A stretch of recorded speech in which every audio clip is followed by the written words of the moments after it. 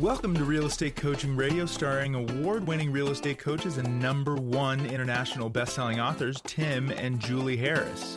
This is the #1 daily radio show for realtors looking for a no BS, authentic, real-time coaching experience. What's really working in today's market, how to generate more leads, make more money, and have more time for what you love in your life. And now your hosts, Tim and Julie Harris. Welcome back. We've got a great podcast for all of you today. This is something a little bit special because it is the Top Agents Daily Playbook, Minimum Standards, Maximum Results. And we also have another little special announcement, assuming this works out and Julie doesn't kill me, is that we're going to start doing the podcast using Zoom every day that we're not traveling. And as you guys know, we do travel quite a bit of the year. So we will do as many of these on Zoom as we possibly can so that you guys can look at us while we're looking at you while we're doing the podcast. So Julie prefers it this way because I can't harass her as much during the podcast because she's actually in a different room. So Julie, welcome to today's show. Thank you. And we're getting used to, at least I'm getting used to microphone and all this tech around me. And we both also have our 11-year-old fifth grade germ. So I reserve the right to cough, clear my throat, et cetera, because I don't have the mute button that I do when we do it the other way. Yeah. So, and we don't edit our podcast. So there you go. That's how they know it's live. Oh, by the way, I didn't tell you this because you've been on coaching calls. We did, somebody just sent me a notification that we're one of the top 100 podcasts in the business and career section in the world now. Cool. And in the overall real estate podcast space, which includes investors, people that want to learn how to be real estate investors, we're one of the top 12 podcasts. And the other nine weren't even in our space.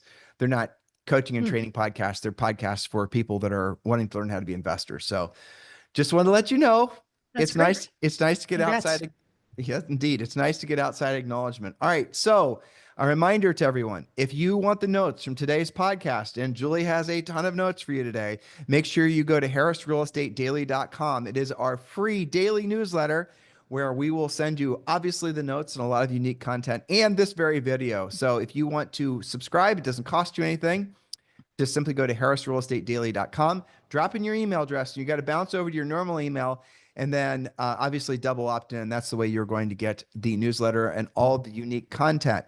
And do share the word about the newsletter. We had some of our recent podcasts that have had huge amounts of downloads and views because you guys are sharing the newsletter. So I strongly encourage you to continue doing so. If you love what we're doing on this podcast, you're going to love what we're doing in Premier Coaching. We've been working feverishly 24/7 practically, getting ready for the new Premier Coaching launch and also the Ethical Real Estate Professional Services launch. If you want to get a jump on the line, because on the initial event, the webinar event that we're having, we're only going to have 50 of you guys join because this is a coaching program. And so we can't just have 1 million people join. So 50 are going to join. But if you want to jump the line, join Premier Coaching immediately and you will have full access to everything, including Premier Coaching. Now, something I haven't been telling you guys is that Julie and I will personally be coaching for the first 90 days, the Premier Coaching program as pertains to Ethical Real Estate Professional. So we're going to schedule those events probably within the next week or so. So letting you know, if you want to get a jump in the line, if you want to be sure you're going to get your spot in the new Premier Coaching and earn your Ethical Real Estate Professional designation as part of Premier Coaching, simply go to Premier Coaching right now or just scroll down below and click the link to join. Oh, and by the way, Harris Real Estate Daily. The link is down below, and you can also join that by clicking the link or just going to harrisrealestatedaily.com directly. All right, Julie, let's get rolling. Yes. Okay. So our topic today is Top Agents Daily Playbook, otherwise known as Minimum Standards for Maximum Results. And I have to say that this is something that I personally use on each and every one of my coaching calls, different pieces of this that we'll go over. And certainly our Harris certified coaches do in Premier Coaching. So here's the secret. Everything we discuss today will be radically easier and more fun to execute once you have your real estate treasure map, which again, you can get in Premier Coaching. So sign up for Premier Coaching today if you're not already involved with us to get your free personalized business and life plan. That's premiercoaching.com. So that's going to help. And I mentioned that, of course, they can see that in the notes as well. So point number one with our minimum standards, use, and most importantly, update your visual accountability whiteboards every day. So what do we put on the whiteboards? And we can talk as much or as little about this as you'd like, Tim. But ideally, you're tracking all of the following based on your goals. Okay. So you get your goals from the real estate treasure map. You're going to track chronologically. Every deal starts out as a lead, right? So you've got a leads board. You've got active listings. Those are signed listings that are not pending. You've got signed buyers. You've got pending closings, and you've got closed transactions. Now, and I'm going to switch back from my notes here so I can But talk Julie, to you about that a I little think bit. I think you'll agree that it's really important that when they're deciding who's going to be qualified as a lead, they're definitely not putting up a contact. So a lead is someone that you fully pre-qualified. So a lead is going to be somebody that's fully pre-qualified where they've answered all the questions on the buyer or the seller pre-qualification form. And then that form will then tell you their motivation, tell you if you're frankly competing with another, if it's a seller, if you're competing for the listing, tell you what their, all their likes and their dislikes. Well, you've had a real conversation with them is what you're saying, right? It's not just like somebody I met at the gym that's in my contacts in my phone. That's different. A lead is somebody who you've had that conversation with where you're asking those types of questions you just rattled off. And you should be able to tell me if it's on your leads board. If it's a seller, you should be able to tell me their time frame, their motivation. My coaching clients also have to have what their next step is. So for a seller lead, it might say next step is meet with the comparable market analysis. It might say send hard copy pre-listing package.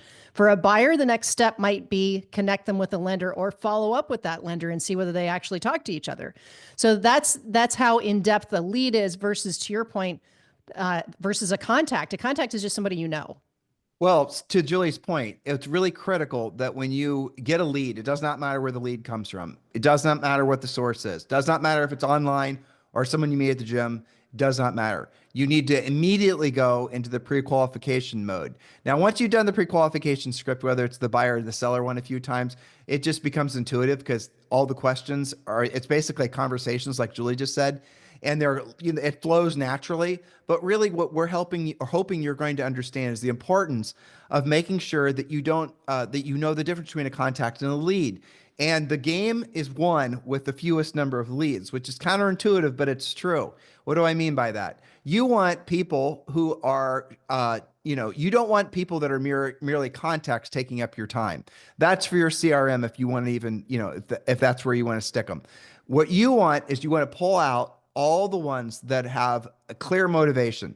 Now, the challenge you're going to have, and we've discussed this on the podcast for years, and unfortunately, some of you guys are learning the hard way, is when you're trying to decide where you're going to put your best efforts every day, we strongly encourage you to focus on sellers. And why is that? Because there's no such thing as a buyer that has to buy. Every single buyer out there can simply change their mind. They're going to put that, they're going to decide to stay put. They're going to stay renting. They're going to stay living in the garage. They're, all those things. Whereas a seller, there are definite reasons why they have to sell, where the decision to make the decision to sell the house is no longer theirs. There's some extenuating circumstances forcing them to want to have to sell the house. And I just, it's a want to versus a have to thing too. And these are all questions you're going to ask when you're pre-qualifying someone.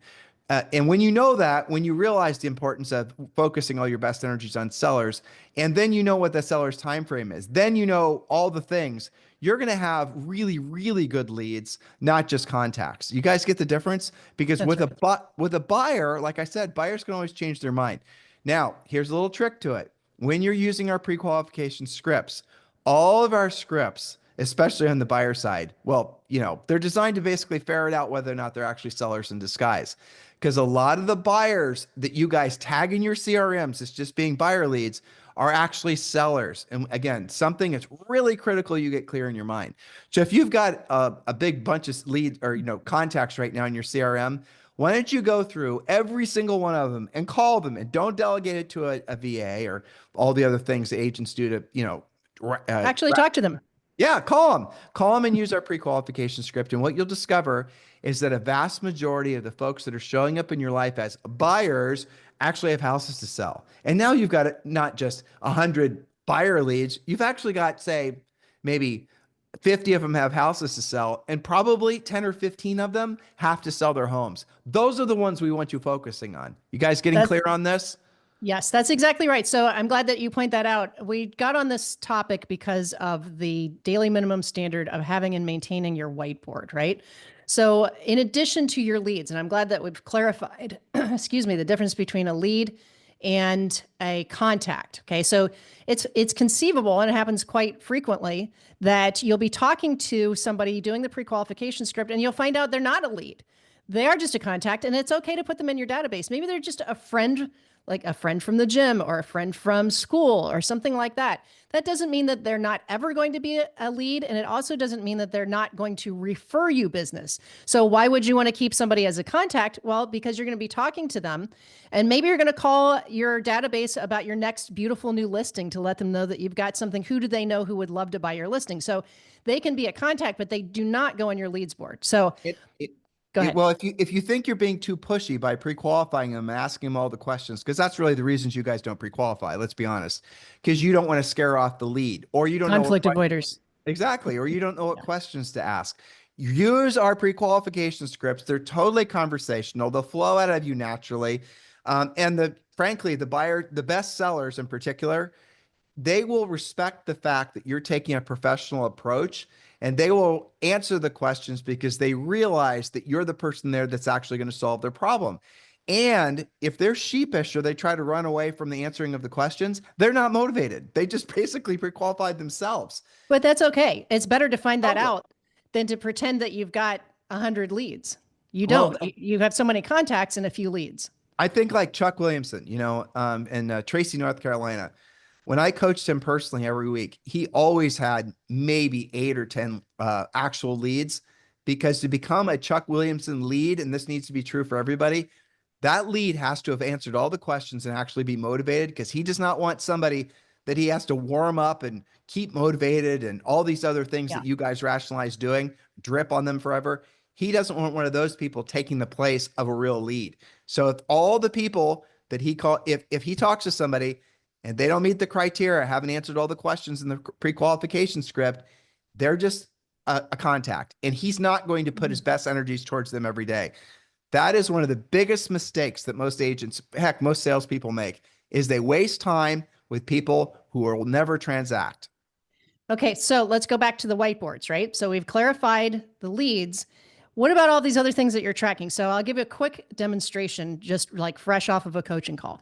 I have a private coaching client whose GCI goal is 2 million this year. GCI. Okay, great goal, right? Now, because this coaching client uses the whiteboard system, and yes, you can do spreadsheets and all of that, but the point is that it's visual accountability.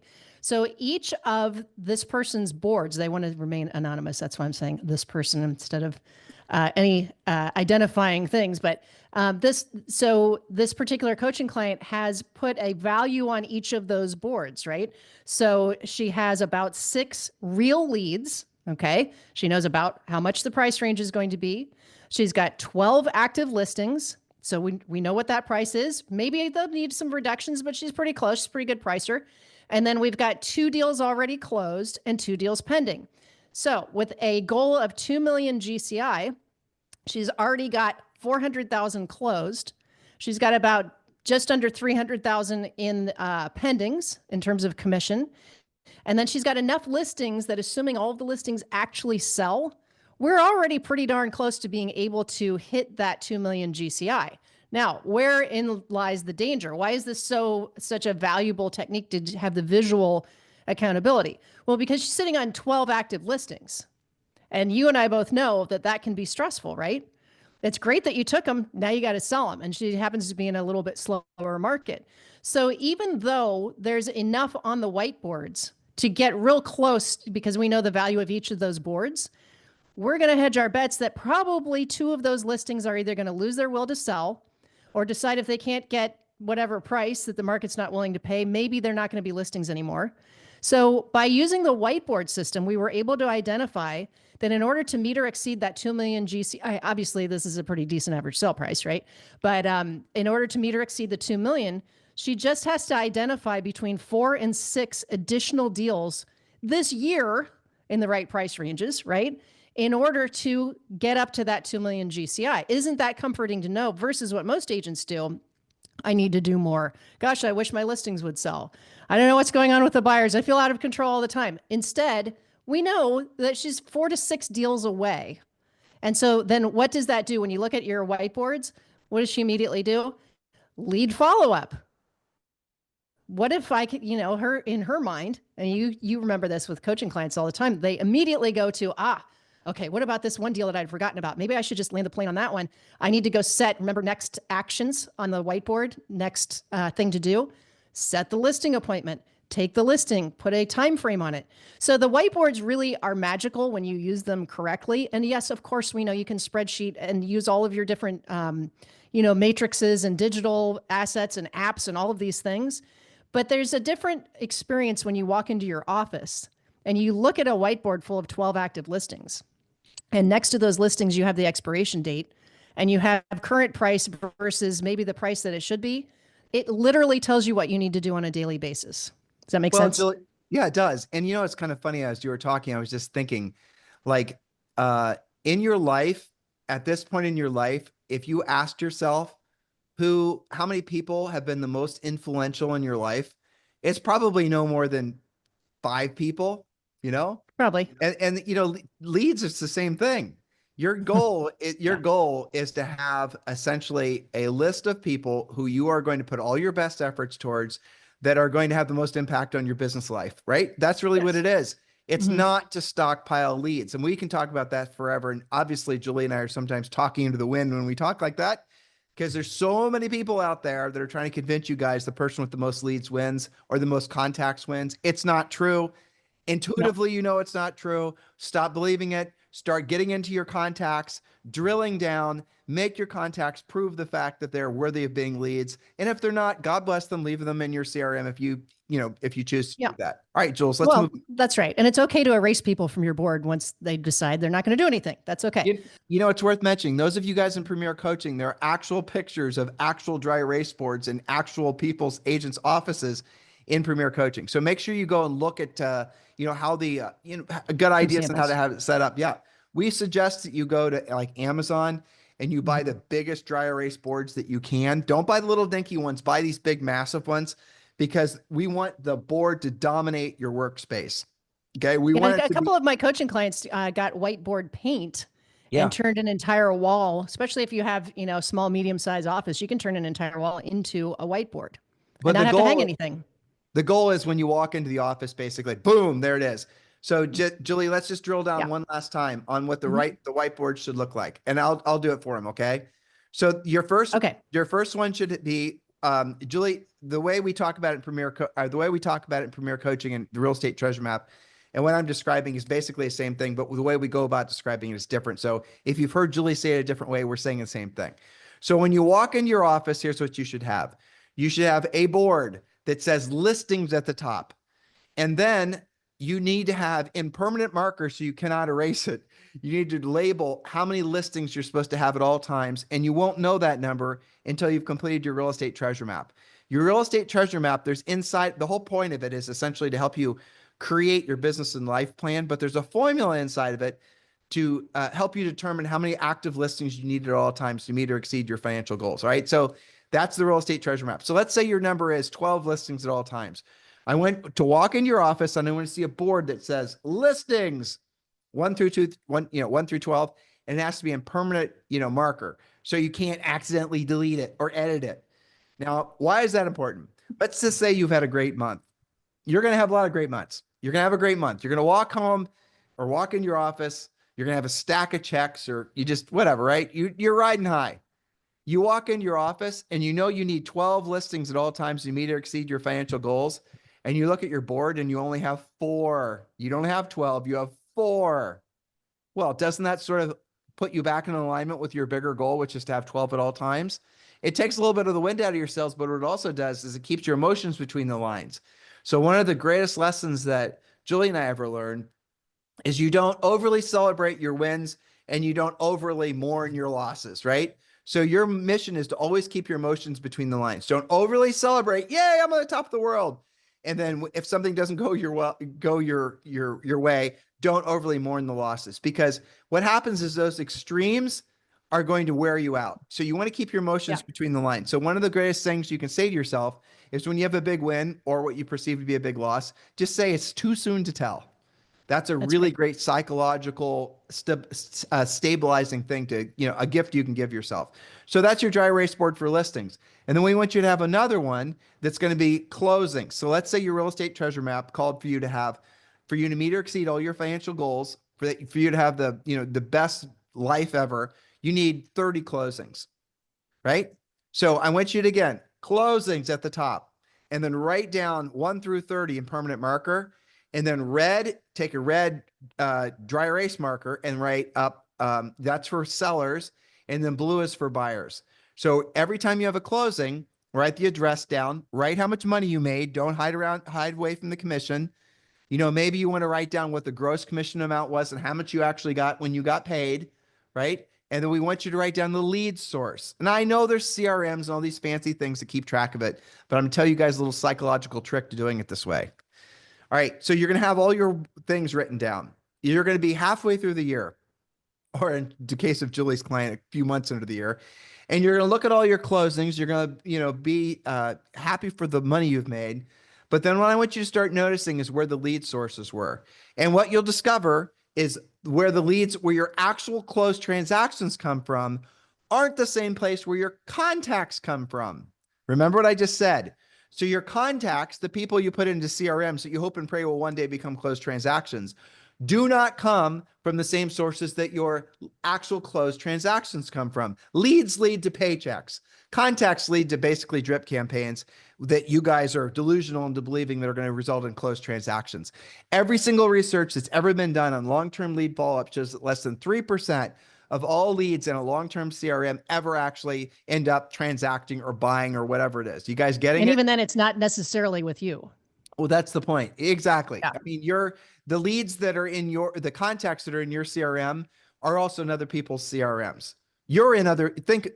Shouldn't all this be obvious to everyone?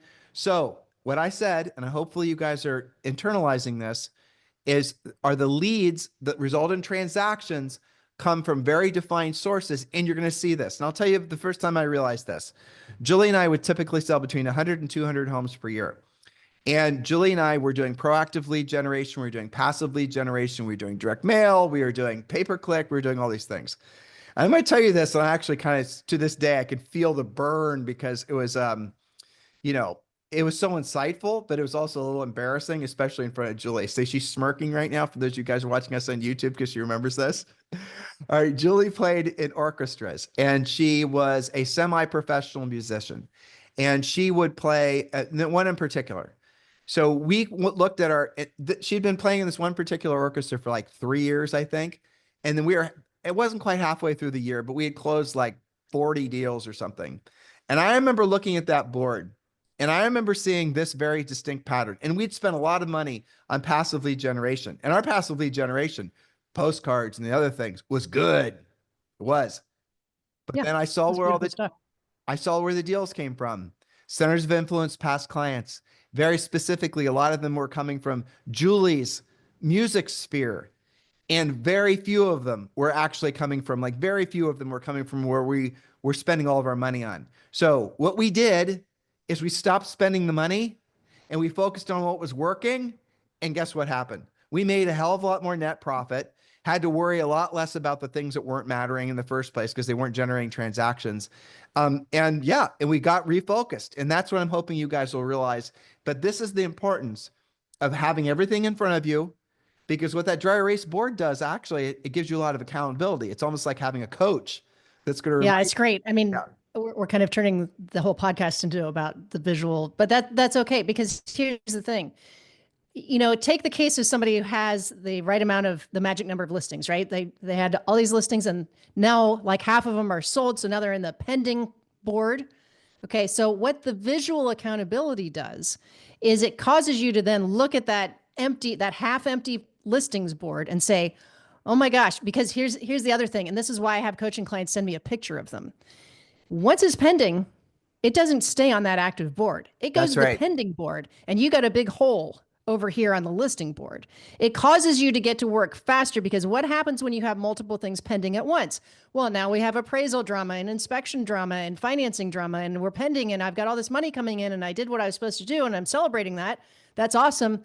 But meanwhile, if I walk into my office and I see half my listing board is empty, that's great. I've got all these pendings happening, but now I've got to get on the stick faster and say, I've got to get back to my lead generation. I've got to get back to my lead follow-up, because if you don't, and you operate like most agents do, and you have even 3 pendings at the same time, you're going to hide out in all of that transaction activity. Even when you have a transaction coordinator, you're going to get into the drama of all those things. And then pretty soon and I tell this to coaching clients, that's great. To your point, it's too soon to tell. You can kind of celebrate, but here's the thing. When you have a really big month because you had all these pendings and it's going to close the next month, that's great. But if you're not constantly regenerating and getting on your lead generation, what used to be one really kick-ass month now becomes a pretty good 60 days and an only okay quarter, because you didn't get to work on the things that were necessary fast enough because you were distracted by putting out fires. Does that make sense? Yeah, totally. So listen, guys, the notes from today's podcast are at harrisrealestatedaily.com. That was a long time on our first point, but it really is the most important point of all these. But, the next one's great too, and actually encompasses something that Julie and I just talked about. So Julie, point number 3, or point number, okay, I'm skipping point number 2. Right. Oh, you're so I'm okay. skipping point. I'm skipping point number 2. So you guys were gonna have to bear with us. We're making our way through the Zoom podcast. Like I told you, glitches are inevitable. Yep. So point number 2, Julie, sorry. Okay. So point number 2 is easy once you get it set up. And that is simply to look at your finances every day. We like to use monarchmoney.com as your dashboard for your performance, your key performance indicators, your KPIs. That's your savings, checking, credit cards, investment accounts, investment properties, and everything else financial is visible using that monarchmoney.com. That even includes your credit scores, your upcoming bills. It creates budgets for you. And this will cause you, again, you can tell we believe in the visual part of this, right?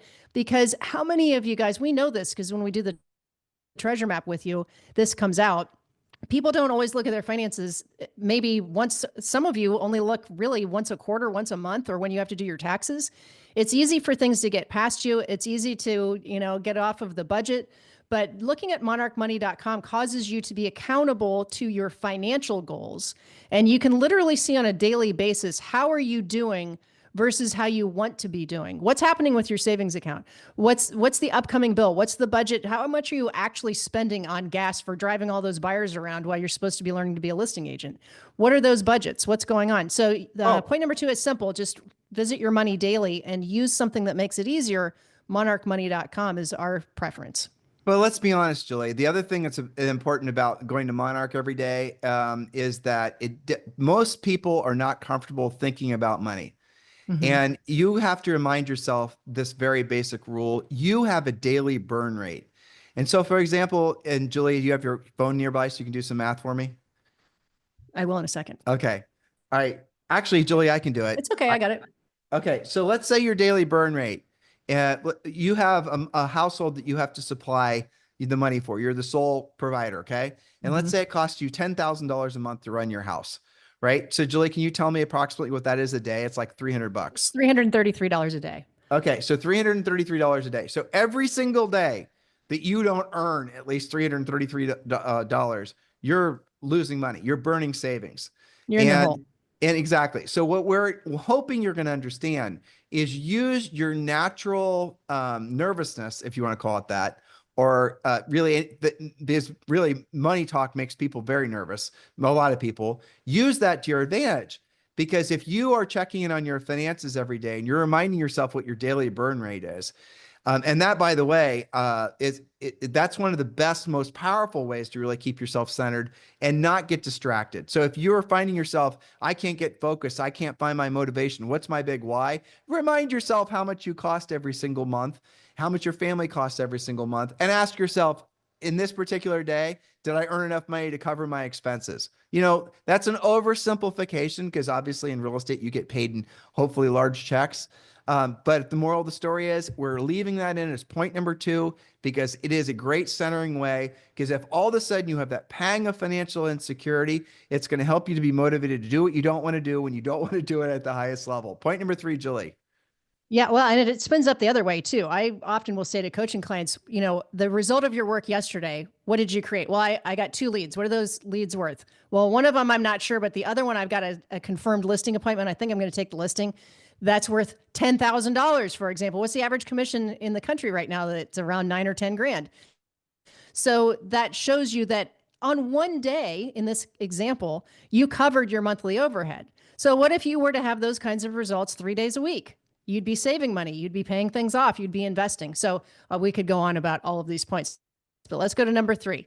Number 3 is to make contact. Again, a contact is a conversation with a decision-making adult about real estate with at least the same number of people as you must do transactions this year. So for example, if you've got to close 20 deals to meet or exceed your goals, you've got to make 20 actual contacts daily to meet that goal.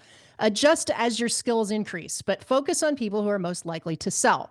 So for example, existing leads you need to close on and set appointments with, expireds, for sale by owners, probate, relocation, past clients, referrals. Now, I have a note in our notes, just listed and just sold calls don't count unless they are directly around your listings, because those are about the coldest type of calls that you can make. Now, although you can make a lot of them, they don't really count. So Julie did say something really important there. Hopefully you guys are paying attention. She is hoping you are paying attention to the fact that we're lacing the numbers together. So let's say you have to sell 20 houses this year to meet or exceed your financial goals. You're probably also going to want to, if the real estate treasure map is going to tell you, you need to make 20 solid contacts a day, conversations with decision-making adults. And if the market continues to adjust the way it is, if you're going to be listings focused, you're also going to need 20 active listings, or you're going to at least need a good mixture of highly motivated buyers and active listings where the sellers are absolutely fully pre-qualified and you know their levels of motivation. It all comes down to the numbers because the numbers don't lie, because you can't hide from the numbers. Because when you wake up in the morning, you look at your dry erase board, you look at your KPIs from Monarch Money, you remind yourself how many contacts you need to make a specific day. You're not wandering around thinking, what should I be doing, and going to Facebook surveys. You know that you're supposed to be making your desired number of contacts a day. We have spoken about the real estate treasure map. That is available at premiercoaching.com. And premiercoaching.com is our coaching program that many of you, thousands of you, join per year. So just go to premiercoaching.com or scroll down below and click the link below to join premiercoaching.com. And yes, that does include the first level of Premier Coaching, or frankly, you can join as Premier Coaching VIP and get all 12 levels, including Ethical Real Estate Professional. The second you enroll, it's up to you how you want to go about doing it, but just go to premiercoaching.com. And that does include a daily semi-private coaching call. And in the first level is the real estate treasure map, which is your fill in the blank business and life plan. So make sure you download that right away. It's like 73 pages, double-sided. Okay, this is not some, one-pager, lightweight, anything. This is a book, basically. Read it, understand it, and then fill that out with your spouse, your partner, your dog, your cat, doesn't matter. But get it completely filled out so that when you are thinking, that'll give you the center. A lot of the things that cause us stress in our lives are not having a sense of direction, not having clarity about where our intention should be. And so that's the reason we get distracted with, did you hear this gossip, or did Trump said this, or interest rates that, or housing market this, or alien visitation, whatever, right? We allow ourselves to get distracted because we have no mission. Your mission every single day, when you're a Premier Coaching client, when you're with Julie and I, our coaching organization, it's going to be very clear. So you're going to wake up every single day. You're going to know exactly what you're supposed to be doing every single day. You'll have the clarity that will give you the confidence to exceed your goals. And then you're going to have to set higher goals, like Julie's coaching client she talked about on the top of the show today. Interestingly, her goal used to be $1.5 million. I was thinking $2 million. That's a really nice goal for an agent. It's a great goal. But Julie, if she's the reason we raised it is, we raised it because she got to be pretty much ahead. If you divide out the months and you use the visual accountability and the whiteboards and all the accounting, she's actually a bit ahead. So since we have some runway yet in the year, why not raise the goal, right? And so that it becomes more and more exciting. right? So we were talking about what's your daily burn rate, $333 a day if your overhead's 10 grand. Well, you can work it the other way too. So for example, one of the things I like to do with coaching clients when they've got a couple of pendings kind of out in the future, like maybe 90 days out, they've got a new construction closing and they had a longer close on something. So that month is already a good month, isn't it? Why not work as hard as you can right now doing the right things to make it a record month? Make it the best month you've ever made. Maybe you could double your last best month. So even though we've been talking about the numbers, like in terms of, if you don't do this, you're going to be in the hole. I like to work the numbers the other way and keep them really excited and motivated and say, look, that's great that you've got 2 or 3 closings 3 months out. Let's see how big we can make that month. That's really fun. But that is obviously a lot of our top tier elite coaching clients, they have these problems, right? And so what's fun is what's interesting is that, and Julie knows this obviously, if this coaching client doesn't set bigger, more expansive goals, chances are subconsciously, she's going to start taking some logs off the fire. She's going to start losing her momentum. So even though she had a great first 6 months of the year, let's say, because she coasted the last 6 months, the 6 months after that, she's going to lose the advantage that she built. So as Julie is a great coach, what she's going to do is keep her motivated and maybe say, I'm giving you some ideas, Jules, but maybe you help her set a goal of, going to Europe for a month in August, or where she's going to completely check out, or she's going to just do some really extraordinary things that she's always wanted to do. You're smiling. I'm guessing you're already working on that. Because her goal is actually, I think she's working on between 2 and 3 months in Europe in the summer. Well, there you go. But to your point, that's also just from a coaching standpoint. I have to be mindful of that too, because as I said before, what maybe was a great month becomes an only okay quarter if you don't stay frosty on what you're doing and be thinking ahead and looking ahead and saying, it's one thing to be on a really amazing vacation like that. It's another thing to be on vacation and really not be worrying about what's happening with your deals. And, if you're listless, you've already sold everything. And, there's different levels of real estate stress. So let's get on to our point number 4. We're talking again about daily minimum standards. Number 4 is really important, and that is simply furiously fast lead follow-up on 100% of your leads, 100% of the time. No exceptions, no excuses, and don't have different rules for different types of leads. If you're calling it a lead, if you're calling that person a lead, you've got to be having those conversations. Don't sit on what you're saying as a lead. And we do uncover some of that in coaching where they'll go, oh yeah, I got to call that person back. So if you have when you have a daily minimum standard of, 100% lead follow-up 100% of the time, regardless of how they came to you, then you're never going to have like this pile of never-ending leads that you feel like you're behind on because you're on top of it every day. Yeah. I mean, again, we're focusing a lot on the importance of basically being honest with yourself.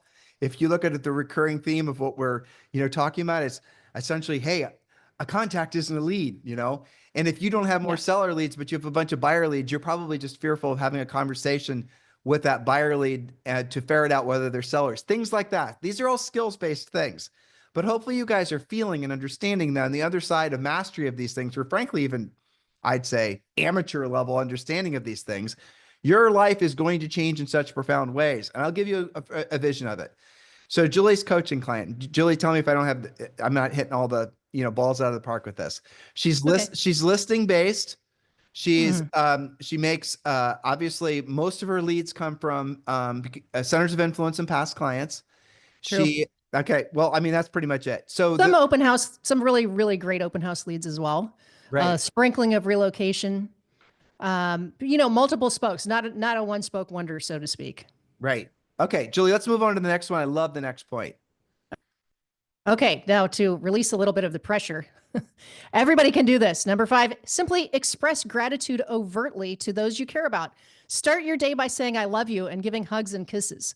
Okay, that's something easy, and it really sets the stage for how you want your day to go too. So I made that kind of after some potentially stressful points of accountability there. Well, okay. because here's the thing with gratitude, and it's been studied, and we talk about it on the show a lot, and we talk about it in our coaching programs. But the interesting thing about gratitude is that when you're feeling, let alone expressing gratitude, the negative thoughts and emotions that may have been occupying your frontal cortex before, for some reason, they can't coexist with the sense of gratitude. Right. I don't really understand how that works, but it's spiritual is really truly what it is. So if you're not feeling optimistic, if you're not feeling excited about your future, if you're not feeling all the things, chances are it's because you just need to experience gratitude. And so to experience gratitude, here's a suggestion for you. Every single day when you wake up, as Julie just said, overtly show appreciation for those around you that are your loved ones. And, hopefully you have a lot of them. If you have a goldfish, tell your goldfish you love them. Every morning when you wake up, be grateful for having woken up. Be grateful for the opportunities that lie ahead of you for that particular day. Even if you've got a bunch of egregious heavy lifting you have to do that particular day, still be in gratitude of the opportunities that might arise. If you are, and then reinforce it, right? So reinforce the gratitude with listening to things that are going to motivate you, not necessarily rah stuff, but things that motivate you. What motivates you might be listening to spiritual, biblical things. Julie listens to the Bible in 365 days. Look for things that are going to reinforce the sense of gratitude. Why? Because what happens is when you start talking with folks is the energy that you put off is significantly different than, say, the energy of somebody who just got done listening to a bunch of mainstream media and is worried about all the things that they try to get us to worry about, right? If you're somebody who carries around gratitude, if you're someone that radiates, again, sorry for overusing that word, energy that was going to make it so people themselves start feeling gratitude, you've made yourself something special. And this will translate in digital format. This will translate, obviously, person to person. This will translate in how you carry yourself, how your physicality is, how you enunciate yourself, the words you use, the people you hang out with, whether you make eye contact or not. All of these things happen when you seed your day with a sense of gratitude. And if you find yourself getting off track during the day, you can reconnect with that sense of gratitude by simply, obviously, going and revisiting. Ask yourself right now, a challenge I have for all of you. I want you to mention or think of 3 things right now that you have gratitude for, that you feel thankful for having. Just think of 3 things. And if you're finding yourself fighting it, looking for, I don't think, no, just do the work. Okay. So do the work. I ask yourself, what are 3 things that you feel gratitude about? Hey, maybe it's this podcast or the Zoom you're watching or this YouTube you're watching. Maybe it's, maybe it's something Julie said 5 minutes ago. Maybe it's the breakfast you just had. Maybe you guys can be grateful for everything. How about this? You're alive. I mean, any day you wake up you're on the green side of the grass, it's a great day. Get it? You are surrounded with blessings 24/7. If you just remind yourself of that, notice how this goes away. Notice how the skepticism and the pessimism and the loathing and all that, the emotions cannot coexist in your brain when you're in a sense of gratitude. And that's a gift. And I give that to you guys. So listen, Julie and I did not get through all of our points today. We are on point number 5, which is gratitude. There's actually 6 more points here. And we have to get to another podcast. So here's what I'm going to do. All these notes are available for you over, obviously, on harrisrealestatedaily.com. So go to harrisrealestatedaily.com. And remember, when you go there and you put in your email address, you're going to have to hop over to your normal email, and then you're going to have to double opt in to get the subscription to the newsletter. Newsletter is free. The newsletter does include, in addition to the notes, it does include, obviously, this video, but also a lot of other specific content we create just for our newsletter subscribers. It's working out to be something pretty miraculous. I think we've got 25,000 people in the newsletter now. We have like 500 or 600 that join every month, which is really fun. And people are really using the newsletter to feel like they're part of a movement. And what this movement is all about, it's all about being of service to other people and building a business and a personal life that you truly can be proud of. It's time for you guys to re-engage with your highest and truest purposes, which is being of service to other people, and join us in loving your real estate journey. So thank you for listening to Julie and I today or viewing us. And yes, thank you for bearing with us as we kind of work through some of the glitchiness of moving to primarily video. We're going to do as many of these on video as we can. And and when we're traveling, it's going to be just audio only. But for now, thank you for listening. Thank you for keeping this one of the most listened to daily podcasts for real estate professionals in the world. Thank you for all the 5-star reviews. Thank you for all the support that we've had from all of you guys for decades. Have a fantastic day, and we'll talk to you on the show tomorrow. This podcast is a part of the C-Suite Radio Network. For more top business podcasts, visit c-suiteradio.com.